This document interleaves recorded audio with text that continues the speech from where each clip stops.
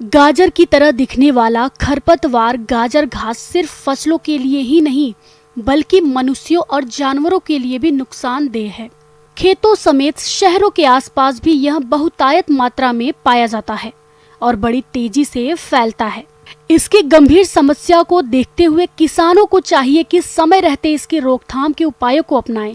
तो आप किस प्रकार से करें गाजर घास की रोकथाम, चलिए इस बारे में जानते हैं कृषि वैज्ञानिक डॉक्टर DK रॉय से।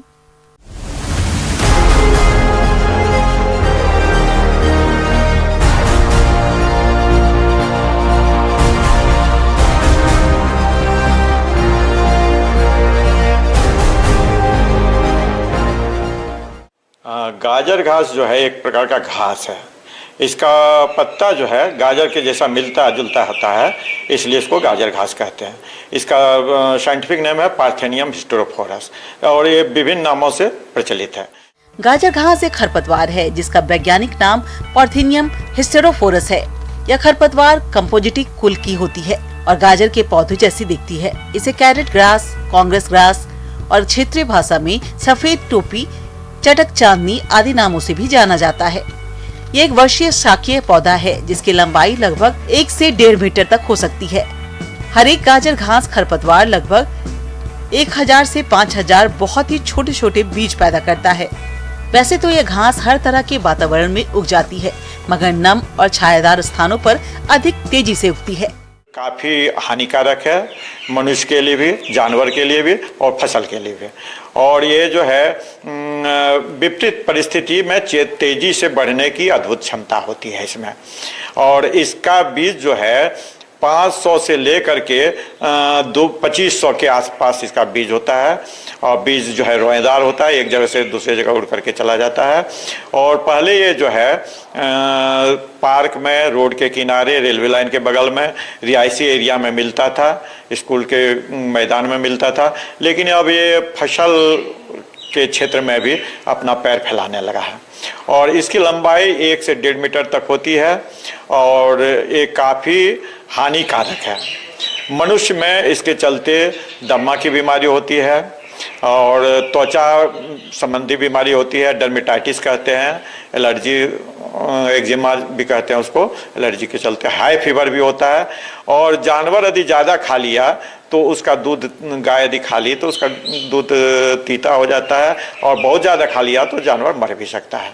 तापमान और प्रकाश से असंवेदनशील होता है, इसलिए सालों भर इसका ग्रोथ होता है। 3 से 4 महीना में एक जनरेशन ये पूरा कर लेता है। अतः 3 महीना में यदि अपना जनरेशन पूरा किया, एक पीढ़ी पूरा किया, तो ये 4 पीढ़ी को 1 साल में कर लेता है। यदि 4 महीना लगा तो 3 पीढ़ी इसका लगभग 1 साल में पूरा कर लेता है।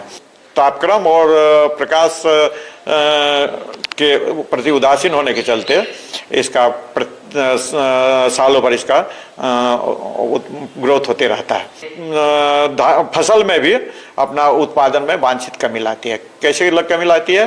ये जो है उसके स्थान में, प्रकाश में, नमी में पौधे के साथ, फसल के पौधे के साथ प्रतिस्पर्धा करती है और उसके उपज में, फसल के उपज में वांछित कमी लाता है। इसके नियंत्रण के लिए ऐसे कीटों को रखा जाता है जो गाजर घास को अच्छी तरह से नष्ट करने में सक्षम होते हैं और अन्य उपयोगी फसल या वनस्पतियों पर कोई विपरीत प्रभाव नहीं डालते। जून से अक्टूबर के प्रथम पखवाड़े में बीटल कीट अधिक सक्रिय रहता है और 1 एकड़ के लिए लगभग 3 से 4 लाख कीटों की आवश्यकता होती है। केशिया, टोरा, गेंदा, ट्रोफेशिया, परपुरिया, जंगली, चलाई जैसे कुछ पौधों की बुवाई मानसून से पहले अप्रैल मई में करने से गाजर घास ग्रसित क्षेत्र का प्रसारण कम होने लगता है। इसका नियंत्रण का जहाँ तक सवाल है, ये इसके लिए हम लोग जो है फूल आने के पहले इसको उखाड़ करके फेंकें, कहीं जमा करके जला दें या मिट्टी के अंदर गाड़ दें।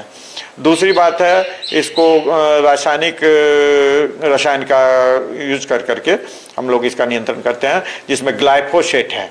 1 से 1.5 लीटर प्रति हेक्टेयर या 1 से 1.5% भी इसका इस्तेमाल करके इसका नियंत्रण कर सकते हैं।